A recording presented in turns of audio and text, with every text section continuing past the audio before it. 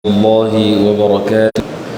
الحمد لله رب العالمين، الصلاة والسلام على أشرف الأنبياء والمرسلين سيدنا ومولانا محمد وعلى آله وصحبه أجمعين. سبحانك لا علم لنا إلا ما علمتنا إنك أنت العليم الحكيم. رب اشرح لي صدري ويسر لي أمري واحلل عقدة من لساني يفقه قولي واجعل لي وزيرا من أهلي. أما بعد، الحمد لله ثم الحمد لله. Bersyukur kepada Allah Subhanahu wa taala, limpah kurnia daripada Allah Subhanahu wa taala. Pada malam ini Allah Subhanahu wa taala menghimpunkan kita di dalam sebuah majlis di antara maghrib dan isya.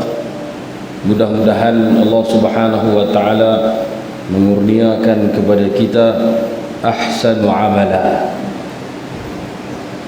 Dalam surah Al-Mulk, alladhi khalaqal mauta wal hayata liyabluwakum ayyukum ahsanu amala, yaitu Allah Ta'ala menciptakan kehidupan dan kematian ni. Allah Ta'ala nak menguji kita, ayyukum ahsanu amala, siapa daripada kita yang terlebih elok amalannya. Para ulama menyebut apa makna elok amalan, iaitu akhlasuhu wa aswabuh, iaitu amalan yang paling ikhlas dan yang paling betul. Kerana innal amala, sesungguhnya amalan itu, idza kana khalisan wa lam yakun sawaba lam yuqbal. Amalan itu jika ikhlas tetapi tidak betul, maka tidak diterima. Kemudian idza kana sawaban, betul, walam yakun khalisan, tapi tidak ikhlas, lam yuqbal, tidak diterima. Maknanya kita diperintahkan untuk beribadah kepada Allah Subhanahu wa taala, untuk menyembah Allah dengan dua perkara, iaitu ikhlas dan betul. Ikhlas sahaja tak betul, sembahyang ikhlas, dia main maghrib ikhlas sungguh-sungguh ni, tapi dia tak ambil wudu sembahyang maghrib, diterima tak? Tak diterima. Ikhlas sungguh-sungguh, tapi dia tak pakai seluar sembahyang, dia pakai kain sahra, sah. Maknanya kalau tak betul tetap tidak diterima. Tidak berwuduk ataupun wuduk tak betul, maka walaupun ikhlas. Ataupun satu lagi, wa idza kana sawaban, betul dah, cukup rukun semua dah, tapi tidak ikhlas. Macam mana tak ikhlas? Tujuan lain. Pasal apa main ni, pasal apa buat ni, ada sebab dan sebagainya, nak tunjuk, nak sum'ah dan sebagainya, nak bagi orang puji kita. Pasal apa? Sekali dia berpuji kita lah dan sebagainya, maka lam yuqbal, tidak diterima. Macam mana amalan nak diterima? Hatta yakuna khalisan sawaba, sehingga amalan kita itu ikhlas dan betul. Kemudian ulama kata apa ikhlas? Wal khalisu idza kana lillah. Ikhlas ni apabila amalan itu lillah, kerana Allah. Selesai. Pasal apa puasa Isnin Khamis? Lillah. Pasal apa? Pasal nak kurih, habislah. Dapat kurih tapi tak dapat pahala. Tapi kalau lillah maka dapat. Pasal apa puasa? Pasal doktor suruh puasa, esok nak cek darah. tak dapat juga. Lillah, tu beza amalan orang yang beribadah kerana Allah dan kerana selainnya. Cuma dalam pembahasan ikhlas ni tuan-tuan belajar dah kan, para ulama dah bahas tentang ikhlas, bagaimana itu kembali pada ilmu tuan-tuan dan perempuan masing-masing lah kan. Ulama bahas macam mana ikhlas tengah jalan. Mula-mula tak ikhlas, baru ikhlas terima dah amalan, ataupun mula-mula ikhlas dah, tengah jalan tak ikhlas, tabung lalu buh dah lillahi ta'ala. Elok tabung pi, kawan sebelah nampak, kita nampak dia tengok kita dan dia perasan tak duit warna apa hari ni. Lepas tu nampak dia pun wush, bunyi wush, kita pun perasan dia nampak dah, perasan kembang kita pun. Kali kat dia kita kata biasa tiap minggu ni buat duit tak banyak, lagi tak tahu amalan kita terima dah. Hak tadi ikhlas dah, ataupun tengah-tengah ikhlas dah, hujung keluar masjid, kawan kata muka ni juga duk nampak main masjid, balik masjid, tak ada orang lain dah. Kita pun tadi tak terlintas apa, keluar masjid dan merasa betul juga aku ni paling dahsyat rupanya, syok seorang-seorang. Dapat tak? Nah, yang tu tuan-tuan kena rujuk kitab bab ikhlas. Imam Ghazali dah bincang bab itu, pahala dan sebagainya. Kemudian was-shawab, yang kita bincang tajuk ayyukum ahsanu amala ni, betul ini apa dia? Idza kana 'ala sunnati, apabila adalah amalan itu bertepatan dengan sunnah Nabi sallallahu alaihi wasallam. Jadi yang kita duk belajar fiqh, kita duk belajar kitab ni, semuanya diambil daripada sunnah Nabi sallallahu alaihi wasallam, diambil daripada hadis. Bila sebut hadis, maknanya tiga lah. Bila sebut hadis secara umum, kataan Nabi, kataan sahabat dan tabi'in, itu maka kita beramal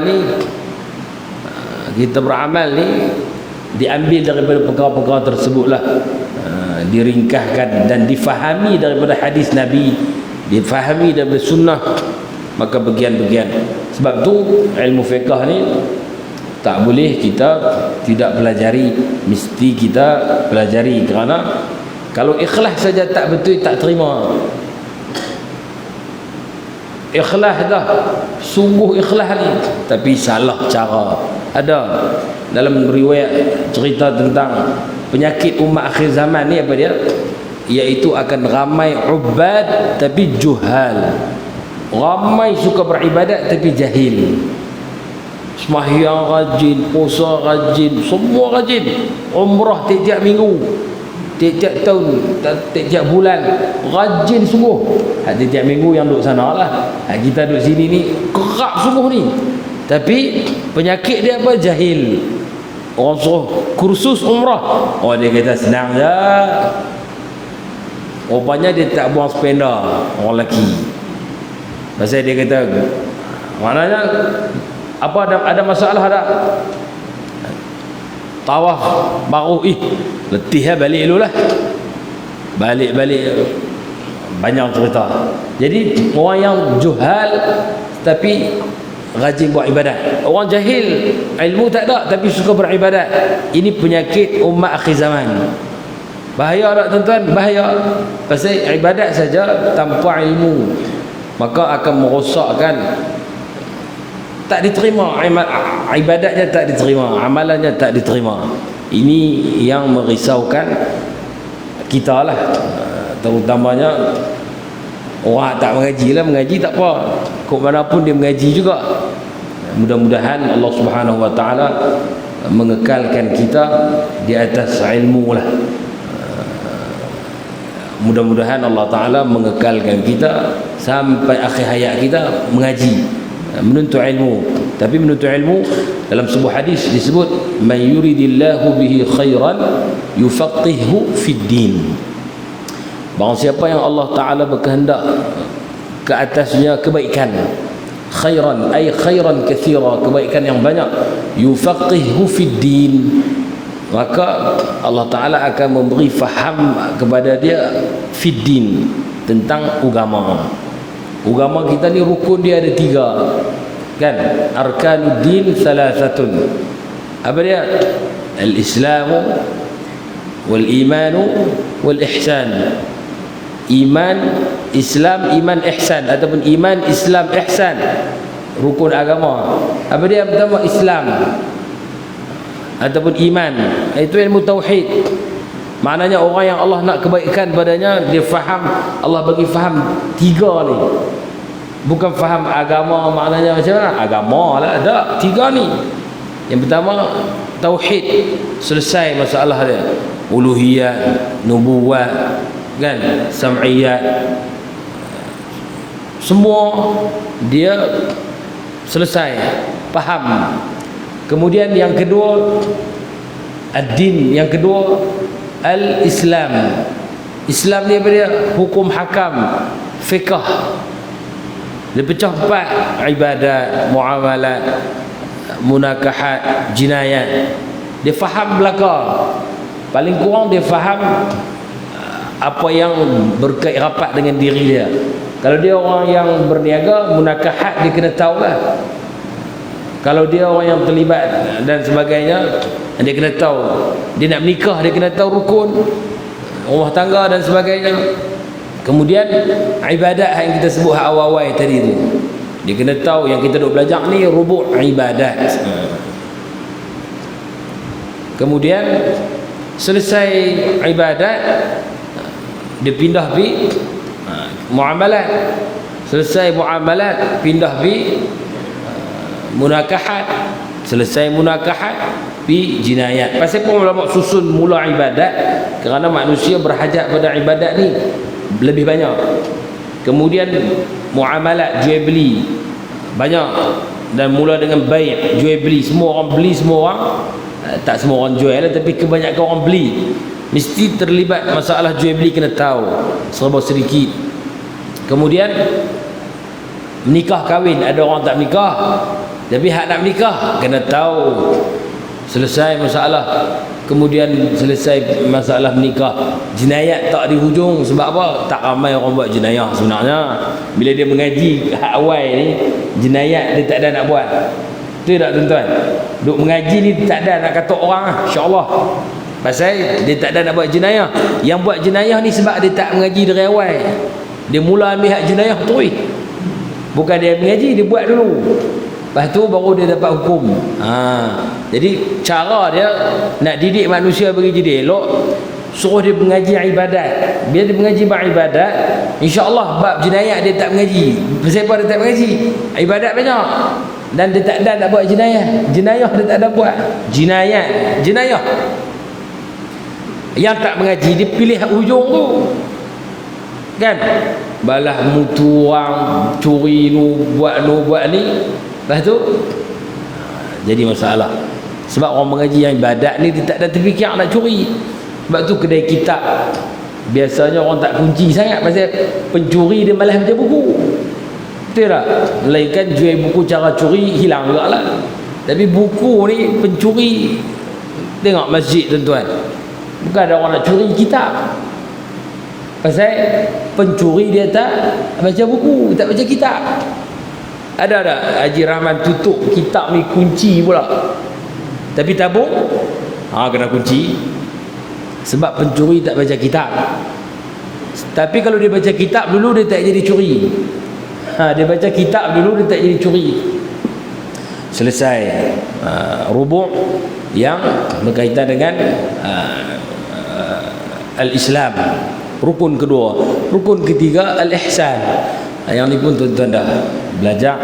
Maka cukup lengkap 3 ni, maka barulah kita ni dikira orang yang beruntung. Kalau tidak, takut jugalah, kerana kita tak faham apa yang dibawa oleh Nabi SAW. Yang kita faham selain daripada tu. Mudah-mudahan Allah Subhanahu wa taala mengekalkan kita di atas jalan tersebut.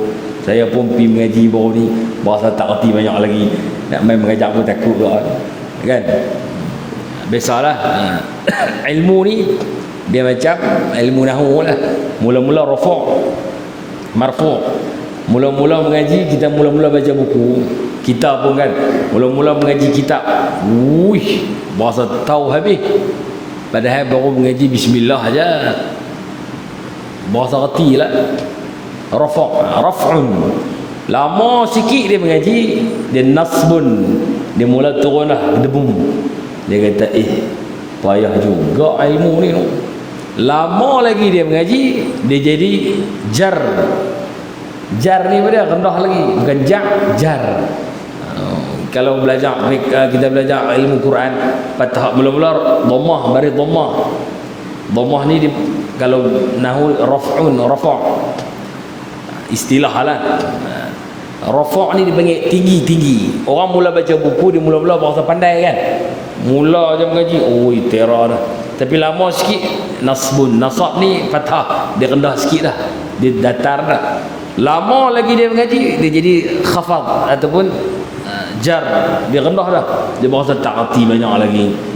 Dia mengaji lagi, lah kali dia kata dia tak tahu apa jazam, sukun, tak ada apa, kosong, mati, tak ada apa. Itu konsep mengaji lah. Tapi kalau mengaji, mula mengaji bahasa reti sikit, lama-lama bahasa kui alim sekali dalam kampung ni, maknanya ada masalah. Ada masalah. Tapi untuk mengaji ni tidak ada waktu lah. Maknanya tidak ada maslahat. Saya pergi di Yaman, ramai orang Malaysia tua-tua pijin-pijin duduk sana rupanya. Kira tuan-tuan muda lagi, ada hak tua lagi pun lah. Hak berjalan dengan cucu, hak sakit duduk rumah dah pun dah. Sakit dah, duit bila lagi, lama dah, jual dah rumah di Malaysia. Pergi jadi orang sana, pergi menuntut ilmu, mengaji sungguh. Maknanya ramai manusia hak menuntut ilmu ni banyak sungguh. Yang ni yang saya nampak di sana lah. Jadi kita pun tambah semangat lagi lah. Maknanya nak menuntut ilmu ni sampai bila-bila lah. Dan tak pernah kenyang orang yang menuntut ilmu ni daripada ilmu. Kalau kenyang, itu bukan penuntut ilmu. Maknanya kita berasa kurang banyak lagi lah. Dan bila lagi kita tuntut ilmu, lagi tambah. Dan kita akan tahu kesilapan yang kita buat, ataupun kita tahu kebenaran untuk kita buat, untuk kita beramal dengannya, insya-Allah. Mudah-mudahan tuan-tuan duk mengaji sakan di masjid ni pun sakan dah kan. Jadi istiqamah aja. Pulun istiqamah aja. Tak suruh beli tiket pergi Yaman pun dah. Tapi istiqamah mengaji tuan-tuan, insya-Allah akan dapat. Sebab tu kata ulama, sebab apa alif duduk depan, ya duduk belakang. Sebab alif ni istiqamah, dia tegak je, dia lurus je, dia straight. Sebab tu alif, mula alif dulu kan. Ya ni dia sak kok tu, sak kok ni, sak mai, sak tak mai, mai malah rajin. Sebab tu dia duduk hujung sekali. Ni kata Syekh yang saya dengar pengajian lah. Jadi apa pun tuan-tuan istiqamah, insya-Allah kita akan boleh. Yang tak ada kerja lah, ada kerja tak apalah, ni tak ada kerja saja syok malas mengaji. Malas mengaji ni satu penyakit rupanya kan. Bukan ada apa pun, balik rumah buat apa, tak apa, melengung, tapi tak mau buat mengaji. Ada. Jadi kita ubah daripada malas ke rajin. Ustaz main mukadimah ni macam kami tak mengaji. Kami ni geng mengaji ni tak. Nah, ni pesan kat diri saya lah. Istiqamah main mengajar ke, main berkongsi ilmu, samalah. Siapa yang haitsuma tastaqim yuqaddir lakallahu najahan fi ghadiril azman. Ketika mana kita istiqamah dalam sesuatu perkara, Allah Ta'ala akan bagi kejayaan pada masa akan datang. Amin. Mudah-mudahan Allah Ta'ala bagi kepada kita kejayaan, iaitu kefahaman dalam perkara agama. Amin ya rabbal alamin. Kita nak mengaji tajuk apa malam ni? Sambung kat mana sampai? Fasal 12. Saya pun tak tahu berhenti kat mana.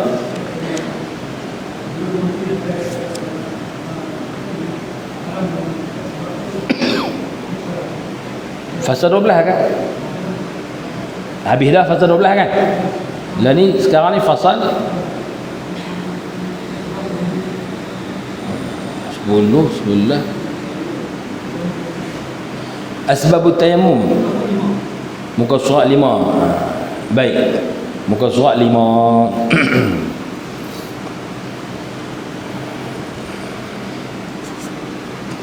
Bismillahirrahmanirrahim. قال الشيخ المؤلف رحمه الله تعالى ونفعنا الله بعلومه وعلوم مشايخنا في الدارين آمين يا رب العالمين.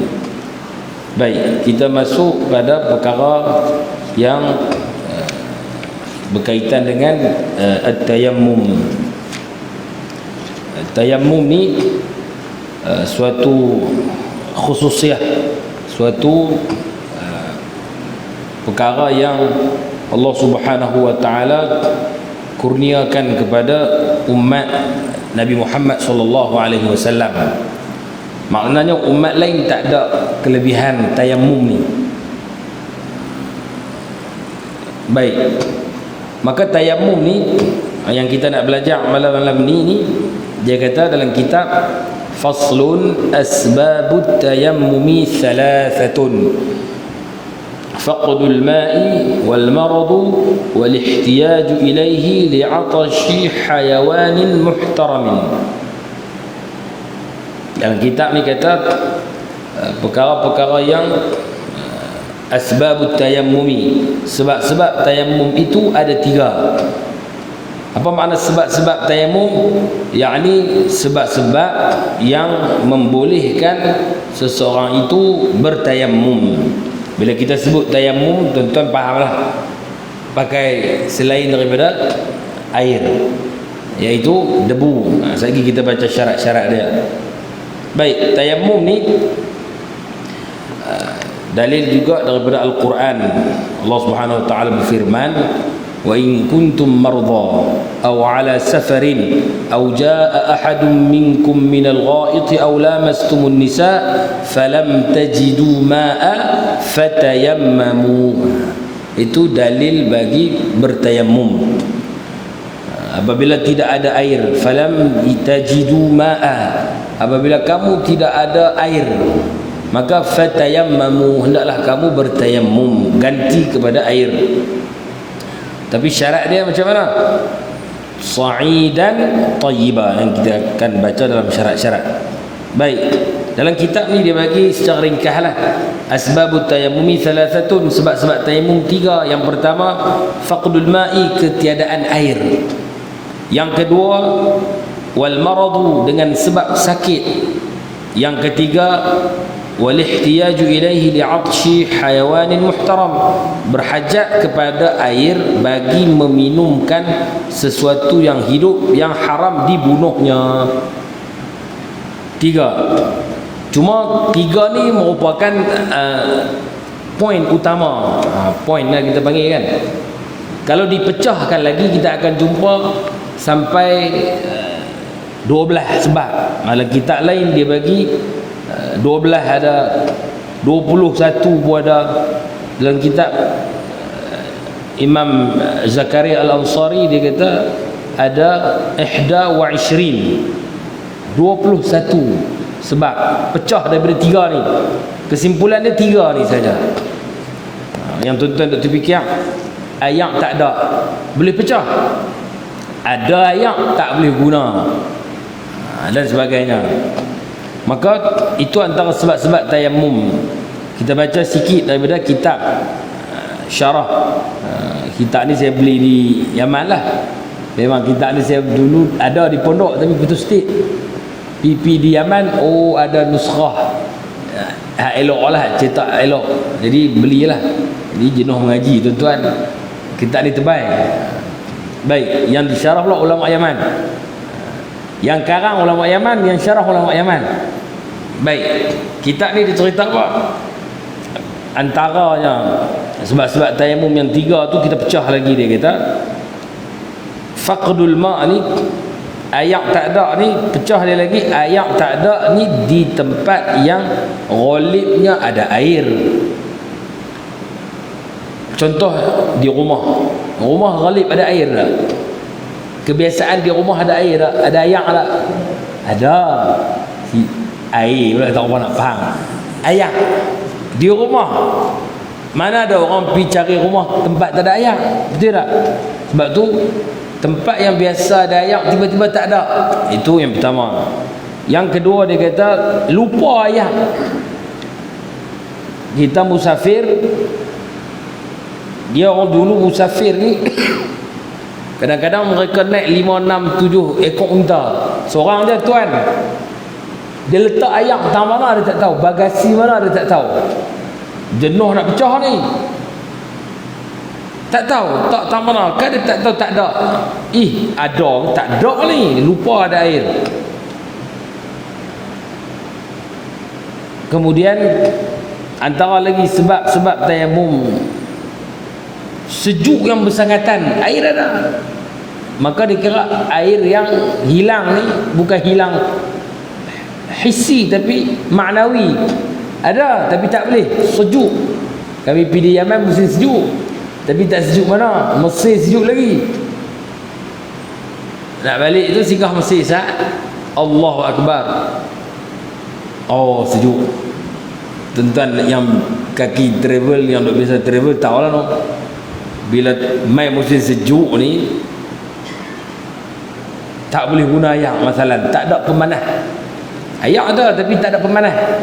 Di negeri yang biasa musim 4 musim ni dia ada pemanah ayak dah, maka boleh guna. Pemanah ayak ni tak ada, maka ayak sejuk dia tak boleh, terlalu sejuk.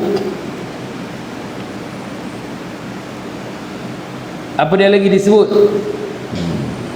Ayak ada tapi kena beli. Duit tak ada. Duit ni ada untuk hal lain. Duit minyak aja ada, ayak tak boleh belilah. Ada negara ayak mahal daripada minyak, susah nak dapat ayak. Duit ada tapi nak buh minyak, ayak kena beli. Tak ada duit, itu semua tajuk tak ada ayak. Itu semua tajuk tak ada ayak. Tak mampu. Ayak ada, duit ada tapi ayak mahal. Sebotol ini diperjual 10,000. Nak beli tak kita? Nak ambil uduk ni? Pakai dak lah, minta maaf, saya tak boleh beli. Duit ada RM10 je. Akan berlaku tak perkara ni? Wallahu a'lam. Telah berlaku apa yang berlaku. Betul? Bila perang kan, Palestin ke Gaza dan sebagainya, tempat-tempat yang berlaku kekacauan ni, Allah nak boleh ayak ni tak tahulah kan. Beli minyak ni, minyak apa payah juga. Kami di Yaman ada juga peristiwa naik mutu balik mengaji, minyak habis. Mutu jenis besar ni, tung duduk depan tapi tak ada meter. Jadi pakai goncang bunyi. Dia lah tu mengaji atas bukit. Tempat mengaji antaranya atas bukit. Nak kena daki bukit tu naik mutu jugalah. Jadi bukit di sana ni batu. Jalan dia batu, dia tak botak ni, celah-celah batu tu lah. Macam naik kuda jugalah, jadi geduguk. Naik piduk semotor 2 orang, driver badan besar, penumpang pun tak kurus juga kan. Habis mengaji balik, tengah jalan guguk. Pelik dah ni. Elok-elok motor mampus depan kedai minyak. Alhamdulillah. Tiap-tiap kedai minyak tak ada. Sana biasa yang lawak lagi, habis kedai minyak tak ada. Depan kedai minyak orang jual minyak dalam tung pun ada. Penyelamat pula lah. Jadi maknanya di sana masalah. Setiap tempat tak ada, tak sama masalah dia. Mahal pula tu. Seliter RM6, RM7. Mahal. Kan? Jadi kita umpama ayak tadilah. Bukan masalah yang bukan benda yang kecil. Contoh musim raya, tiba-tiba ayak tak sampai rumah kita, tidak berlaku kan. PP 7-Eleven habis semua ayak. Ada orang iklan kata ada ayak tapi kena bayar 100 sebotol. Nak ambil uduk tak? Kalau mampu, cerita lain. Ni tak mampu ni. Ada 100 tapi nak makan tengah hari nak kena beli lauk. Pakai beli yang tu. Ini tajuk apa? Tak ada ayak. Tajuk dia dalam pecahan yang kita sebut tadi tu. Kemudian wal marad, sakit. Sakit macam mana? Sakit pun pecahan dia banyak juga. Yang ni saya baru ringkas mukadimah lah, tak masuk perbahasan lagi. Sakit yang kalau dia guna yang lambat sembuh, boleh. Tapi kalau guna yang dia duduk benana tu lama sikit tak kering. Yang kedua, sakit yang takut tambah lagi sakit. Kalau guna yang patutnya sikit luka, kena yang luah lagi luka.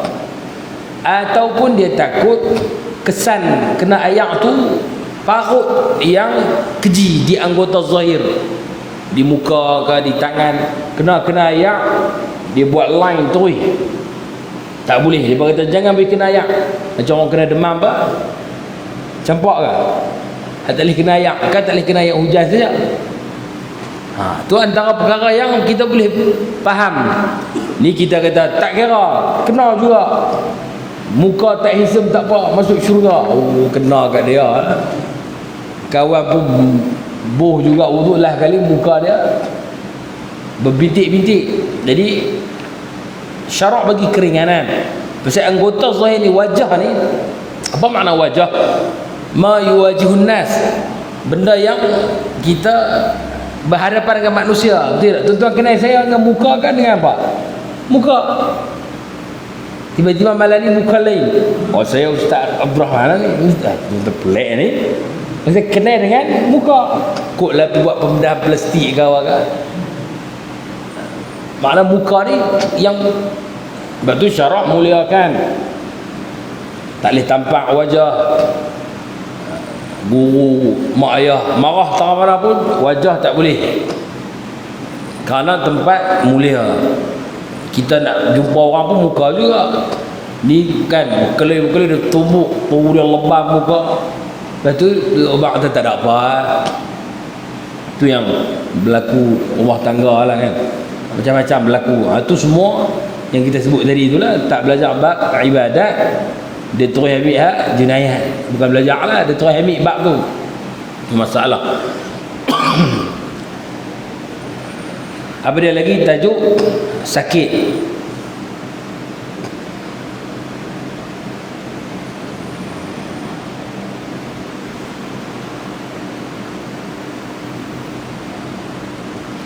Dia kata sakit macam mana? Takut guna ayak boleh mati terus. Ada. Antara asbab tayamum ni, dalam satu riwayat hadis, sahabat pergi perang.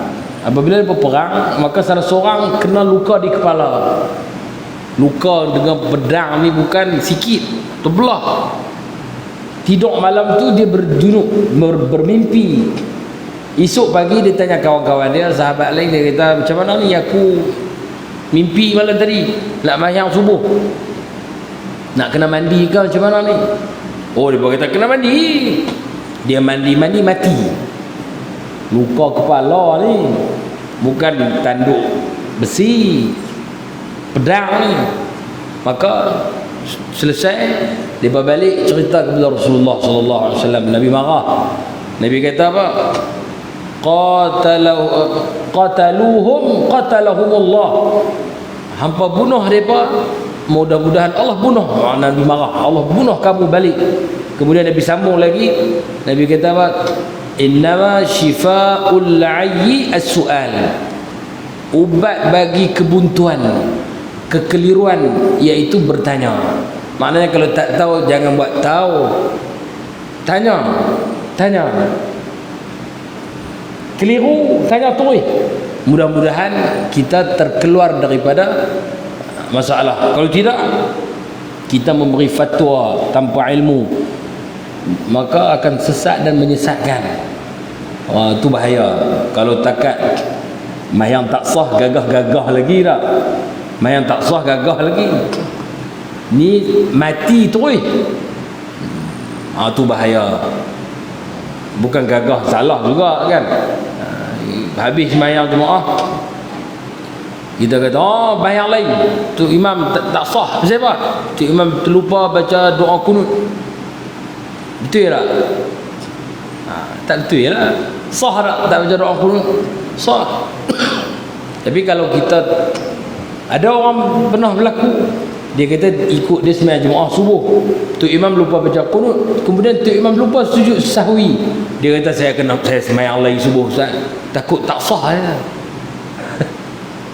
Ini kejahilan tak? Kejahilan. Apa salahnya dia pergi tanya tu imam ke, dia tanya orang yang reti sikit ke. Dia kata tak apa ke, tu imam tak sembahyang subuh tadi, tak sembahyang tak baca kunut, lepas tu tak sujud sahwi, tak apa, sah ke, selesai. Takut dia salah satu, tapi yang tu tak libatkan nyawa orang, cuma libatkan yang tadi tu ubad juhal, yang rajin sembahyang tapi jahil. Bahaya juga. Takut dia pergi fatwa kawan-kawan dia. Kawan tanya, sembahyang apa ni? Ganti subuh. Pasal apa? Tak sah. Tu imam tadi tak baca qunut, tak sujud sahwi. Satu masjid sembahyang lain. Tiap-tiap kali tu imam sembahyang lain pula. Pasal apa? Terkesan dengan fatwa hak seorang tu. Bahaya tak? Bahaya. Ini berlaku kalau tempat tak ada pengajian lah. Macam tempat sini pengajian banyak ni, tak risau lah. Setengah tempat yang pengajian tak ada dan sebagainya, bahaya. Pengajian ada kadang-kadang tapi tajuk tak ada. Malam ni cerita, esok cerita, lusa cerita, seminggu tajuk sirah saja masalah. Tak ada langsung yang fardu ain. Bahaya tak? Bahaya. Kerana akan merosakkan ataupun tak masuk bab ibadat. Itu tajuk yang kedua, asbabut tayammum al-marad, sakit. Itu antara kisah pernah berlaku di zaman sahabat, berlaku dah. Jadi mudah-mudahan zaman kita tak ada lah yang berlaku sampai orang mati sebab sebab tayamum tu lah, sebab guna air. Itu cerita dalam hadis tentang masalah tayamum sebab sakit. Kemudian yang ketiga, wal ihtiyaj, berharap, memerlukan, ilaihi, kepadanya, kepada air. Untuk siapa? Untuk jamu, untuk menghilangkan dahaga hayawanin muhtaram, benda hidup yang dimuliakan. Hayawan ni benda hidup. Siapa dia benda hidup? Manusia dan binatang. Kita ni haiwan je sebenarnya, benda hidup lah. Hayawan ni benda yang ada nyawa lah. Yang ada nyawa ni manusia dan haiwan. Tapi dia bagi qaid muhtaram, iaitu yang haram kita bunuh. Sebab di sana ada yang bernyawa tapi tak haram bunuh. Yang tu kita akan perinci dalam pertemuan akan datang.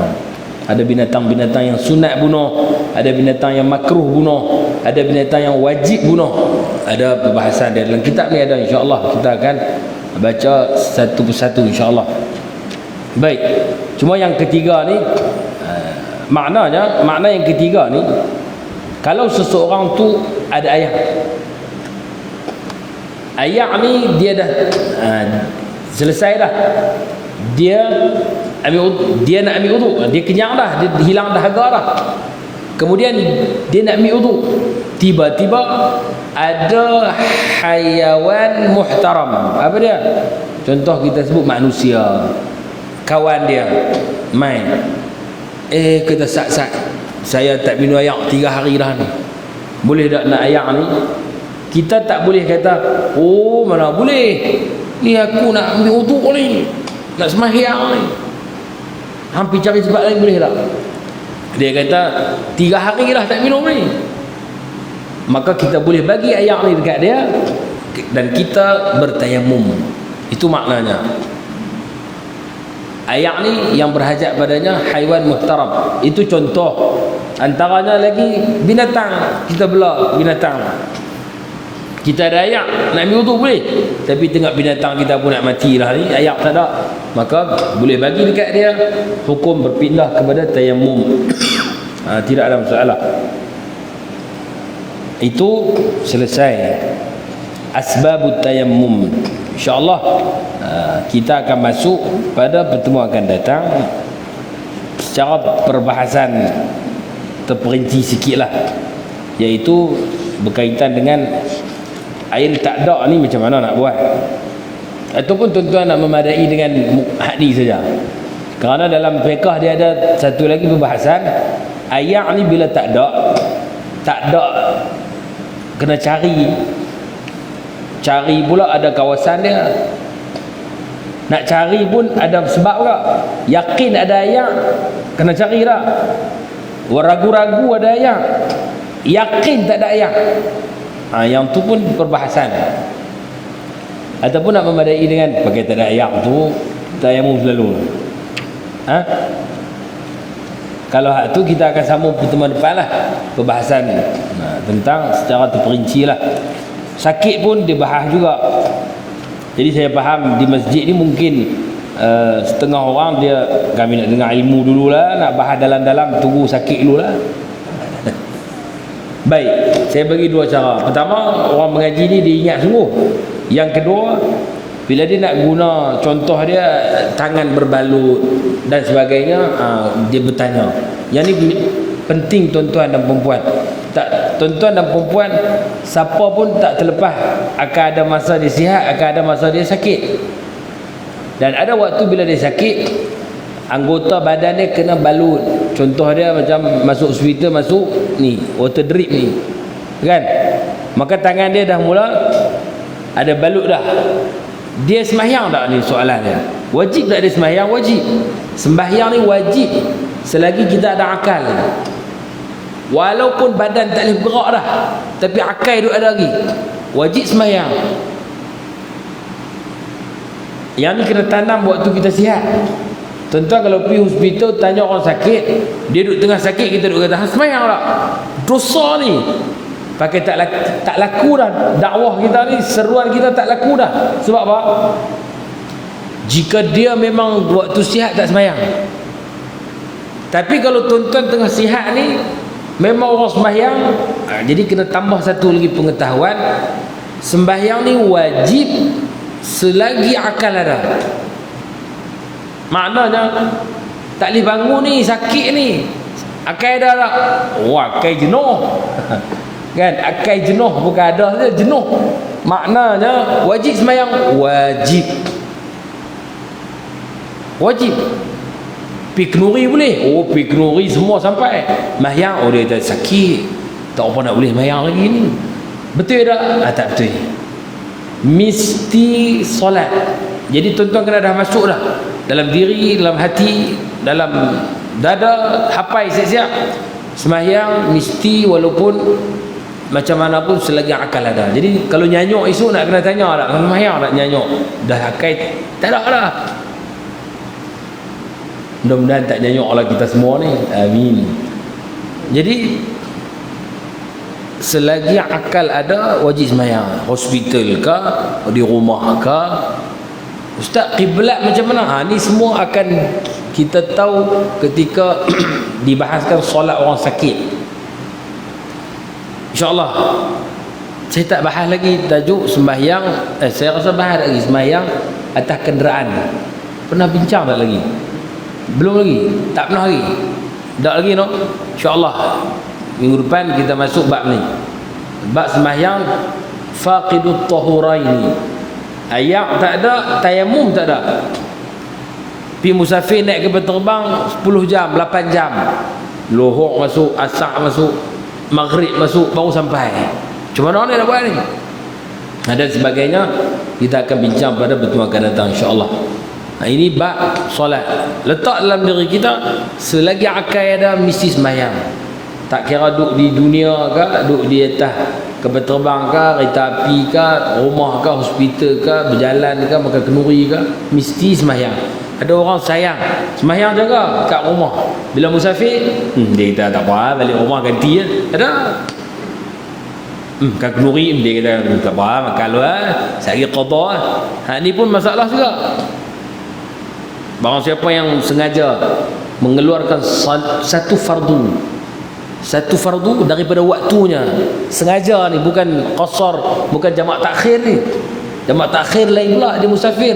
Ni dia memang duduk di rumah ataupun duduk menyembang saja-saja.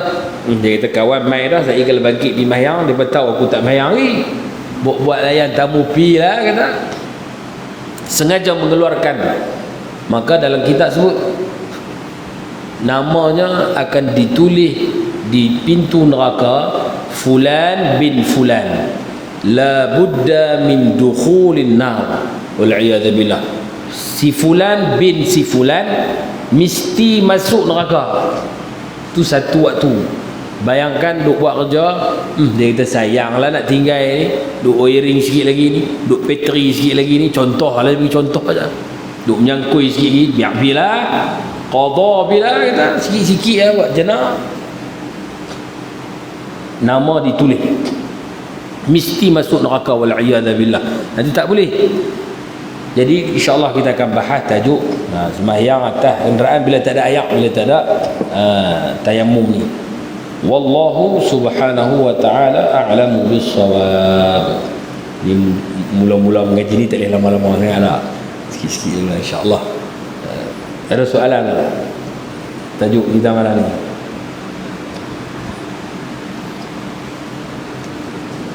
Tak ada. Wallahu a'lam. Bismillahirrahmanirrahim. Alhamdulillahirabbil alamin. Wassalatu wassalamu ala asyrafil mursalin wa ala alihi wa sahbihi ajma'in. Allahumma anfa'na bima 'allamtana wa 'allimna ma yanfa'una wazidna 'ilman nafi'a wa barik lana fima a'taytana bi rahmatika ya arhamar rahimin. Alhamdulillah.